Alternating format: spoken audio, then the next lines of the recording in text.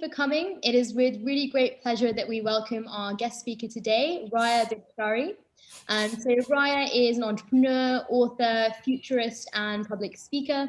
She's the founder and CEO of Awecademy, which is a company that prepares learners, educators, and industry experts to be prepared for the exponentially changing future. She's one of the world's leading experts in alternative models of education, the future of work, and exponential innovation.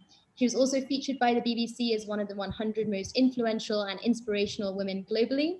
So without further ado, I will hand over to the really incredible Raya, who will tell you more about Awecademy and her journey. We'll have some time for questions at the end, so please do hold on to those. Over to you, Raya. Thank you, Zara, for that lovely introduction. Hi, everyone. I'm really excited to be talking to you all today and basically share a bit about my journey and some of the lessons I've learned from the entrepreneurial experience that I think would be useful for you guys. So like Zara, I grew up in Dubai, the UAE, which is where I am right now. And I was really lucky to have a lot of enriching entrepreneurial experiences in high school. So I was part of the founding team of the Dubai Science Festival. We were the first science festival here in Dubai. And the goal was to promote science through the arts and to make science accessible to even the layperson. We grew to have 10,000 visitors in our first year and lots of amazing support from like government entities in the region. So it was a pretty cool experience to have as a high school student. Around the same time, I was launching a couple of other initiatives and basically, you know, building those entrepreneurial kind of experiences. I then went on to study neuroscience at Boston University, but I also did continue to work on some social impact organizations in Boston and in the United States. And like many of you, I realized that studying something and working in the industry are two very different things. So I loved learning about neuroscience, but the moment I worked in the lab, I realized it's not for me. And so very quickly, I realized I do not want to be a scientist, even though I have a lot of respect for people who are. But there was another realization that came for me during that time. And that was this realization about how broken our education system is. So at university, I was kind of overwhelmed by the whole system, by the meaningless memorization. I felt like a lot of my peers and I were having, you know, declining mental health issues, you know, there was a lack of emphasis on the right skills that I feel like I needed to have. There was a lack of emphasis on experiential learning by doing, which is how I prefer to learn. And so it became started piling up on each other. I started to love learning in my own way, but I hated school. I hated going to lecture halls. I hated memorizing things for an exam at the end. I would very much rather work on a project or solution and actually do something in the real world. And I felt like many of my peers felt the same. And around the same time, I was at a conference in Princeton when Luke Nosek, who's one of the founders of PayPal, pointed out that if you're going to launch a business, you should think about or you know, identify a problem that really pisses you off and then build a business around it. And there's no point going down this entrepreneurial journey just to start a business or just to be a startup founder, just to be a CEO. But rather, it's much more worthwhile to do it if you find a problem that really pisses you off. And one of the lessons I learned there is that not all problems were equally important for me. You know, I worked on a lot of different challenges in the world and, you know, scientific literacy. I worked on a startup that was closing the gender wage gap. And so there was lots of different issues in the world that I could identify. But this one specifically around education was my issue, something that really went to the core for me. So that was the origins of Awecademy. And what we're doing right now is we're teaching students the future literacies that are often not covered in traditional schools. But we're also now working on building a full-time alternative high school model. But I'm not going to talk too much about Awecademy. I actually want to talk about a few of the lessons that I've learned along the journey. Now, at this point in time, I would love to hear from you. So I know you're all at different stages, and I'm sure you've already realized that you're going to have a lot of challenges, a lot of fires to put off, a lot of different difficulties throughout this experience. So take a moment to reflect on what do you think is going to be the biggest barrier, whether it's an internal barrier that you're having or a challenge that you're facing. What do you think will be the most difficult aspect of this experience for you? Thing as well that we've seen a lot is, particularly for university students, is being able to work on something before it's making any profit, and always having that dilemma between, should I be working on a startup, should I get a job, this Absolutely, absolutely. And for me as well, I started my startup in my last year of university, so I can really relate to that. And I totally get it. So hopefully I can speak to that a bit more. Okay, so I see a few patterns here. Okay, let's start with one of these that I'm seeing right now, which is, there's a quote that only 5% of startups succeed. Some people say 3% of startups succeed. So one of the first things that I've learned, and I wish I did more of this early on, it took me a while to get a hang of this, is to take somewhat of a scientific approach to the entrepreneurial journey.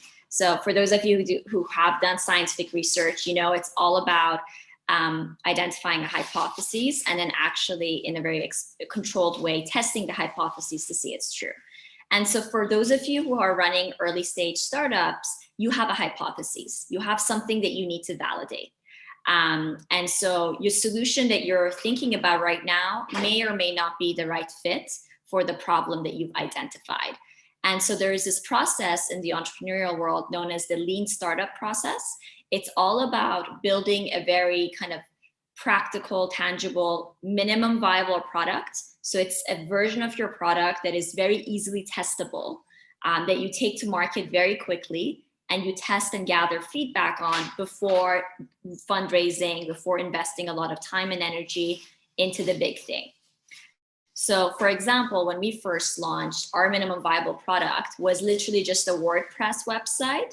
We downloaded this learning management system plugin and built our own online courses completely off the shelf and tested it in that way with a group of students. It cost us very little. It was a minimal amount of time, but it also allowed us to test this hypothesis of, will people subscribe into an online platform that does this? That kind of prototyping will look very different for different companies, but taking that scientific approach is really important. See, there's a serial entrepreneur named Peter Diamandis, whose books I totally recommend. And what he says is that the world's biggest problems are the world's biggest market opportunities. So if you have a challenge, you have a problem that people are willing to pay for a solution for. It's really important to keep at the challenge, but don't get too committed to the solution. For example, I've dedicated my life to fixing the education system, but that can come in different shapes and forms. It could be through extracurricular programs. It could be through online courses. It could be through teacher training. It could be through policy. It could be through building full-time schools or building an online school, an in-person school. And so for you as well, whatever the problem may be, there's lots of different solutions. And you're gonna have to keep pivoting until you find the right one. So kind of keeping that in mind is really important. And I believe if you're able to do that, it really reduces the whole failure rate. I think the lean startup process came about as a reaction to the fact that most startups were failing. And so Eric Rice, the guy that created it, his argument was if you took this scientific approach and did rapid prototyping and iterations, you dramatically reduce your chances of failure. A few other challenges that I'm seeing here involve, finding the right people, building a community around you, as someone voiced just now. And I think those are real challenges, but if you get them right, it's such a powerful thing. And that brings me to the next lesson I've learned, which is that the network you have is everything. I know networking can be framed as a superficial thing that you do. Really doesn't have to be that way. The way I like to see it, it's all about finding people whose visions and missions and interests align with yours and just connecting with them. And so these might be other entrepreneurs who are working on the same challenge. It might be potential customers, it might be advisors, partner organizations. And as you already probably know, your university professors are some of the best people to go to. They often have a lot of industry connections. But even in a lot of university campuses, there's lots of conferences that happen in the city that you're in. There are lots of conferences. Right now, everything's moved online, but it's all about actively building connections. And I'm a huge fan of just building those connections with no agenda. And somewhere down the line, something will happen, some value will be created. We've had lots of new customers or partners, awards, all of these things that have come by just because I happened to meet someone in passing at a conference, or I connected with someone on LinkedIn. So kind of having an active networking strategy, even if it isn't with a specific agenda in mind, is really important. Then farther down the line, later, you might need something and you happen to know someone that has it. One thing that I wish that I did from the beginning was have a network database. So this is like an Excel sheet of names, roles, companies, industry, and email. Because it's gotten out of hand now, where I have some contacts on LinkedIn, some on email, some on Facebook. And I really wish from the beginning I had a habit of consolidating it all in one place. And so that's something I urge you to do. Now, one of the other things that really helps with networking is thought leadership. I'm not sure if that word means anything to you, but it's essentially the process of sharing your ideas with the world. So as you're starting a startup, a company, you're developing a lot of expertise in a given area, whether it's renewable energy or whether it is around education. You are learning so much just by working on this problem. And you have lots of new ideas that you've come across, whether it's books or other thinkers, that you can share with the rest of the world. And one of the things I found to be really powerful is establishing yourself as an expert. So you don't have to wait for someone to give you permission and say, wow, you've invented this technology and now you're an expert in this area. You can start to establish yourself as that expert. So write articles on Medium about your opinion on that industry. Submit yourself as a speaker for conferences. Give TEDx talks. These are all the different ways you can be a thought leader. And I really think it's one of the most powerful ways to network, because the more you put your ideas out there, someone will come across that article or that YouTube video and think, wow, this is really cool. I want to reach out to this person.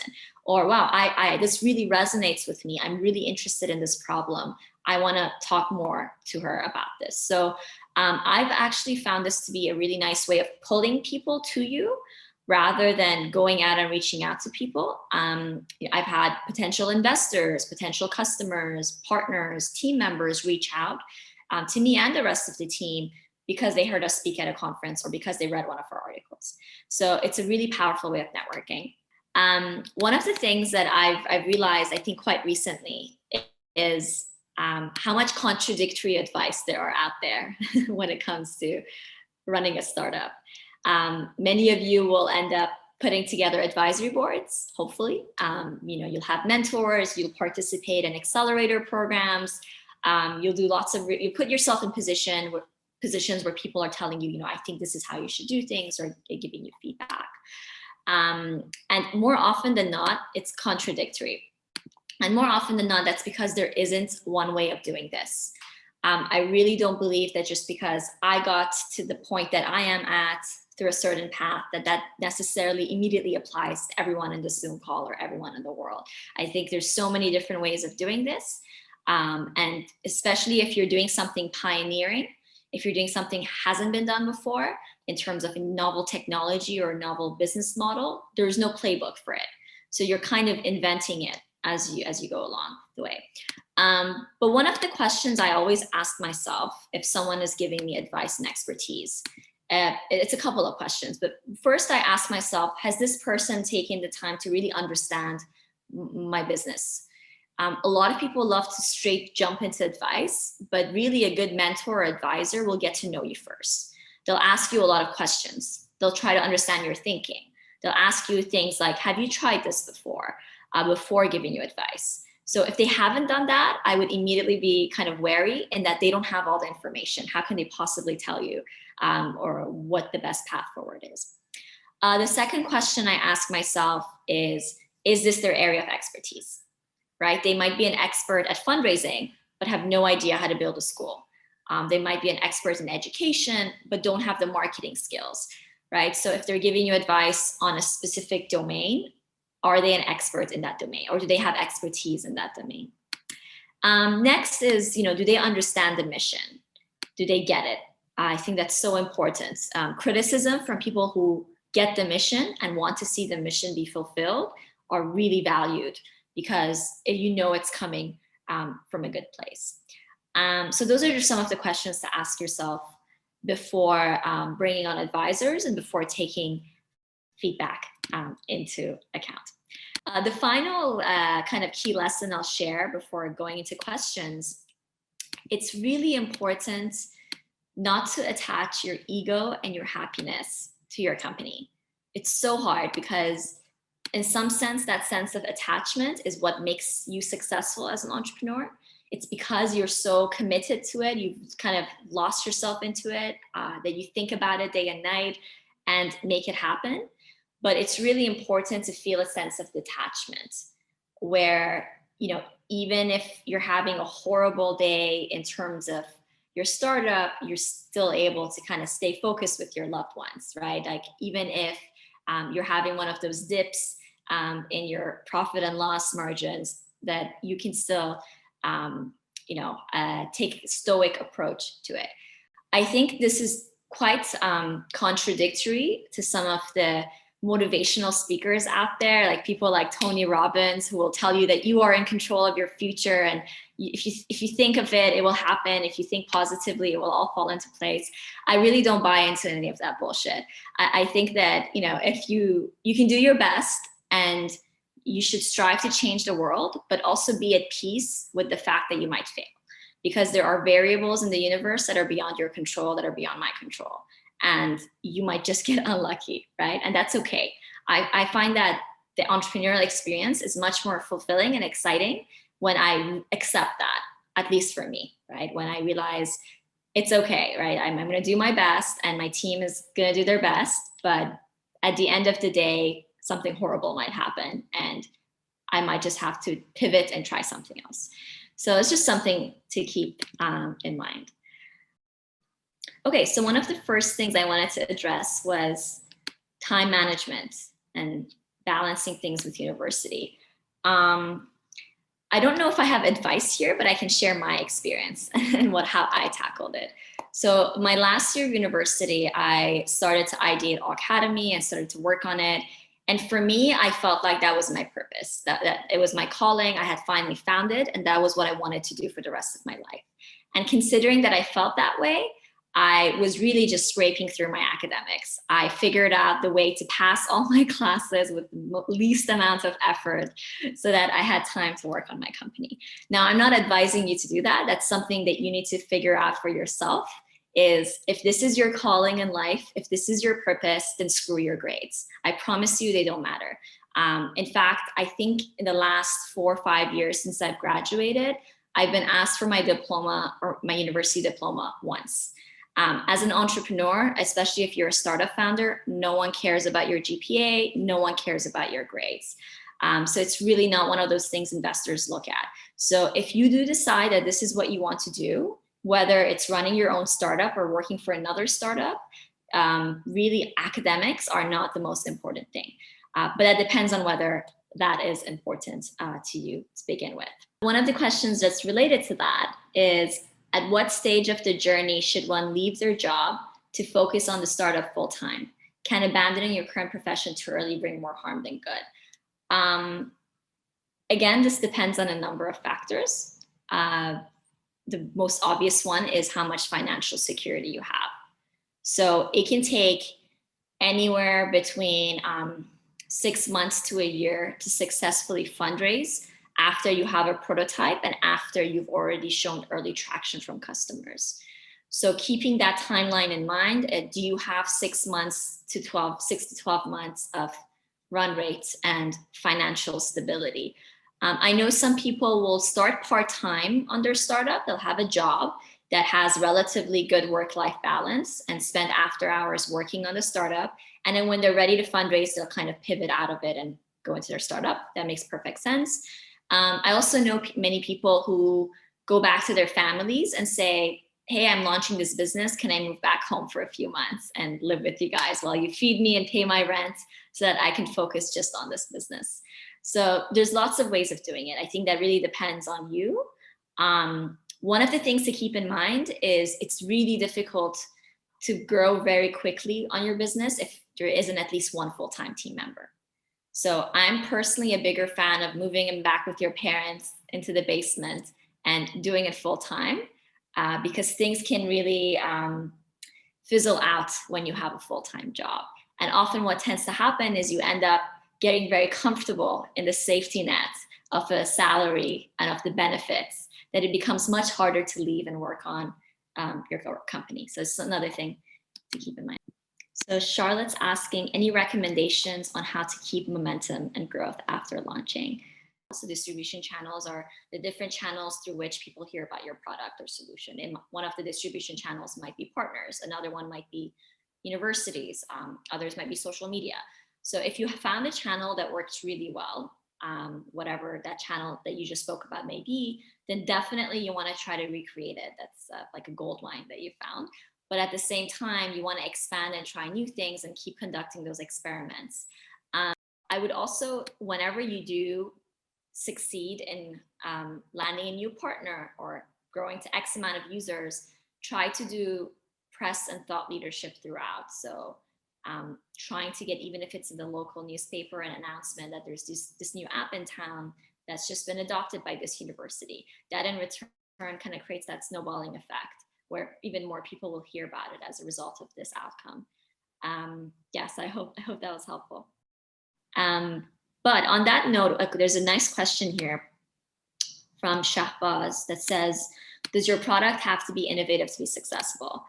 Not necessarily. So I think Dubai is an excellent example of this. They're masters at replicating things that have already been done.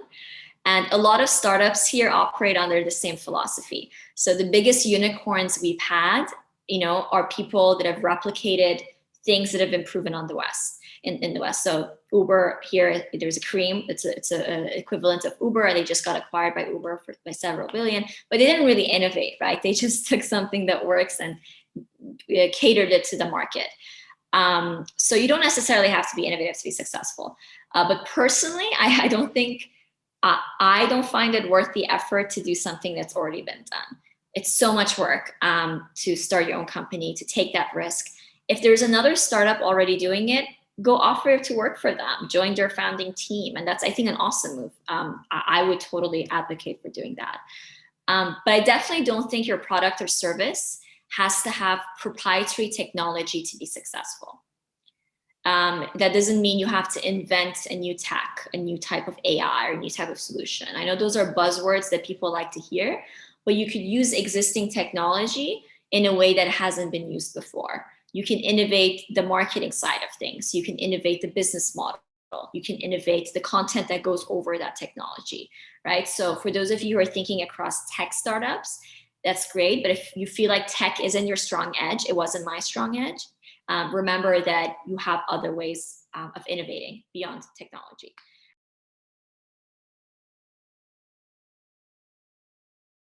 Now, you only really need to patent something if it's a new kind of technological invention. I mean, look, not all ideas are patentable. That's the main thing I want to keep in mind, right? So depending on what your idea is, it may or may not be patentable, but it also doesn't have to be patentable for it to be a startup. So something to keep in mind. If you are inventing a new kind of process, a new kind of tech, a new kind of device, then definitely reach out to a patent lawyer ASAP and get the IP registered. That's really important. The other level to it is you can still copyright things that aren't patentable. So let's say it's a specific, like for us, that's our curriculum, right? So the slides, the frameworks are curriculum learning standards. Those are copyrightable, that you can copyright them, but you can't patent them. You definitely want to try to trademark your logo and your company name. A part of that involves making sure you get the domains, the .coms for whatever your name is called, as soon as you can. One of the rookie mistakes is searching for the domain, bookmarking it, and not buying it. immediately, because platforms like GoDaddy keep track of that, and then they buy your domain and then they up the cost of the domain. So just something random that I experienced is, as soon as you have the name, buy it immediately. Don't think, just buy. And so, yeah, so the things you think about is IP, whether you can patent stuff, whether you can copyright stuff, and then trademarking your name and your company. And that's pretty much it. I think that's really the main things to think about in terms of like copywriting and patenting. Even if you don't trademark, I would incorporate immediately, because then you can officially assign all the IP you're creating to an entity. You can say everything I created, the app, it now falls under the umbrella of this entity. And I don't know, again, what it's like in the UK, but I know like in the US, it was just a few $100s to incorporate, which is not bad compared to here in the UAE. And that's another thing to keep in mind, is it's becoming increasingly easy to incorporate in other parts of the world. And this is really important, because you might be doing something that might be very heavily regulated in your country, or it might be really expensive to incorporate in the country that you're living in. But there are platforms like Jumpstart, which I will post here, that let anyone incorporate a company in the US for starting a few $100s, and you can be anywhere in the world. And they even sort out your online bank account for you. So that's, you know, something to keep in mind. Now, whether or not you do an LLC or a corporation, I think most startups do corporations. But if you have co-founders, and this is so important, if you have co-founders, it's so important that you establish the founder rights, the shareholding pattern, the rights and responsibilities of all the co-founders from the very beginning. It's so sad and so tragic how many startups fail because of founder issues, and how many of those founder issues could have been mitigated early on if you had the right terms and conditions in place. So thinking about, you know, is there a hierarchy? Does one of the co-founders have more power than the others? Does everyone have voting rights, or do some people have voting rights? If one of the founders wanted to dissolve the company one day, did they have the power to do that, or is that something unanimously need to be agreed on? Things like bank accounts, you know, do all of the co-founders have access to bank accounts, or to moving money in and out of the company account, or do some founders have? So really thinking about that, and thinking about all of the worst case scenarios.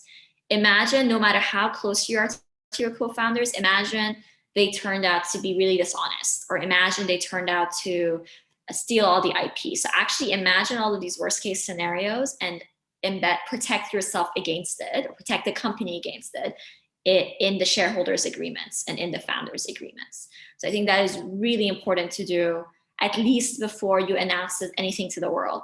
And it usually doesn't cost much in UK and in the US, so it shouldn't be a barrier. What people often tell me as well is, investors, especially with early stage companies, they don't invest in the company, they don't invest in the idea, they invest in the team. Because ideas can change, the company can rebrand, the company may change its name, it might pivot to something else, but it's that team that they're investing in. A couple of things I would suggest. One, because all of you are university students, and there are certain biases towards young founders, which is great, that works in your favor, but there are also biases against young founders. We're often perceived as less experienced, you know, there is a bigger risk factor to the university student starting a company. And that's understandable. You know, most of us are still figuring out who we are, which is why I think trying to find team members who are older and more experienced in the industry is a huge plus. So these might be individuals that are in their 30s and 40s and are already leading in the space. They maybe have worked on other startups before, or it could be that in the industry that you're operating out of, they're really well-known thought leaders and experts. Now, they might be in a position to join your core team. They might be excited about it, or you might have them as advisors, and that still gives you a lot more credibility as a team. Right? So having really experienced industry leaders on your advisory board or on your core team is a huge win. And I urge you to try to make that happen in whatever shape or form. A couple of other things to think about. This goes back to the legal stuff. One of the things I wish we did early on is have everyone on vesting agreements, including myself. So I don't know if you guys know what vesting agreements are, but essentially it means your equity in the company vests over a period of time or based on certain milestones.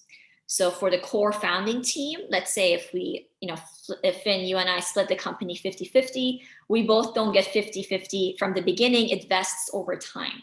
That means if 2 years from now you decided, nah, I don't want to do this anymore, you don't own 50% of the company that you're holding hostage. You own 10% of it because the rest of it hasn't invested.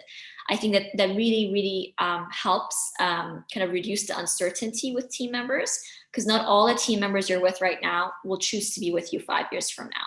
But you want to make sure their equity can be released back into the company if they leave early or if they haven't met certain milestones.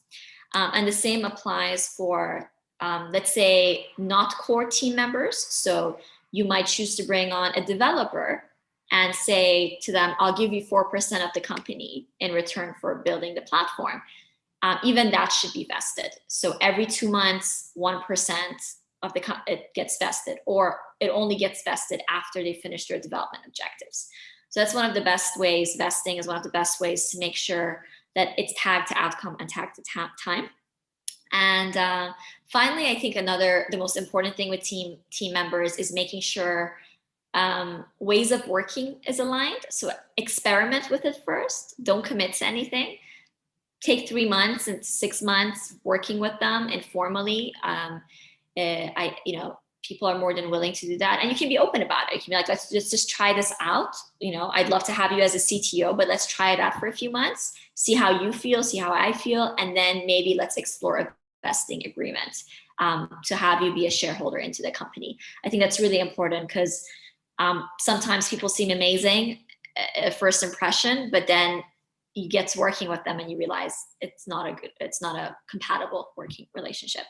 And a part of that testing period also involves making sure they're aligned with the vision and mission. So for those of you who are solving a problem and are really committed to that problem, you want to make sure your team is also equally committed to that problem. And they're not doing it for the glory, they're not doing it for the money, they're doing it because they want to solve this problem just like you want to solve this problem. That way, a lot of decision-making amongst the team becomes much easier when you're aligned in that way. Eleanor says, do you have any book recommendations which have helped shape your entrepreneurial approach to business people, the world in general? Yes, absolutely. I'm going to type these in the chat as I say them. So one of them is Exponential Organizations. It's a book by Salim Ismail and a few others, but it's all about the new business models that are like hundreds of times more scalable, more exponential, more impactful than traditional linear businesses. We actually used Exponential Organizations framework in thinking about our school model. It's a great book, and it's not just great for startups. I think it's great for those of you who are interested in business and consulting and that space as well. I really like Start With Why by Simon Sinek. He essentially shares all the research that we have to show that people don't buy what you do or how you do it. They first buy why you do it. So for mission-driven companies, it's a great book. It's also a great philosophy on marketing in general. And it's all about meaningful marketing, mission-oriented marketing, and whatnot. Bold by Peter Diamandis, who I mentioned earlier. He has a number of books that are excellent. This one has great advice on crowdfunding and crowd investing as well. It's all about how you can leverage existing technologies and platforms to build a startup globally. And his whole case is about making a new kind of billionaire, which is a person that impacts the lives of 1 billion people rather than someone who just makes $1 billion. So yeah, I think that, and the last one I'll recommend here is The Lean Startup itself. It's a book by Eric Ries or Eric Ries, I'm not sure how to say his last name, but it definitely helped me at least rethink the MVP, the rapid prototyping. He goes into a lot of detailed case studies and examples, which can be really useful as well. Hi, I'm just wondering, how did you know when you were ready to jump from beta to your full launch? Because that's something we're definitely kind of scared of, is doing a premature launch and then kind of losing a lot of your customers. Yeah, so there's one thing I I think it's a saying that you hear often is that if you're not embarrassed by the early version of your product, you've waited too long to go into market. So it's very normal to launch something that is not the vision that you have in terms of the product and the solution, but doing it in a way that allows you to get feedback. Now, one thing I never compromise on personally when I'm launching is the branding and the marketing. My team and I are suckers for good design, for well-formatted slides, for no typos on the website. So when it comes to the branding and marketing, we really put in a lot of effort to make sure that is perfect before launching anything new. And I find that brand and marketing, again, can build a lot of credibility for a new company run by a young founder. It can really kind of elevate how people perceive you when you're selling to them. So that I don't compromise on, but the product itself, again, it varies from situation to situation, but it's okay to launch with something that is functional, maybe not exactly what you intended, as long as it fulfills the purpose. Now, it also depends on what launch means. There are different kinds of launches, right? You can do a soft launch where you target a very small community of people, maybe just your university, and you get some early feedback and early users. And then hard launches are much more big scale, where you target the world and you do a lot of social media campaigns and you're doing multiple different channels at the same time. So I wouldn't recommend a hard launch if you don't feel like your product has positive feedback and validation. But for soft launches, I think whenever you have something functional, it's okay to do a small soft launch. In fact, I recommend doing it as soon as possible so that you can get that data and pivot if needed, or get validated sooner rather than later.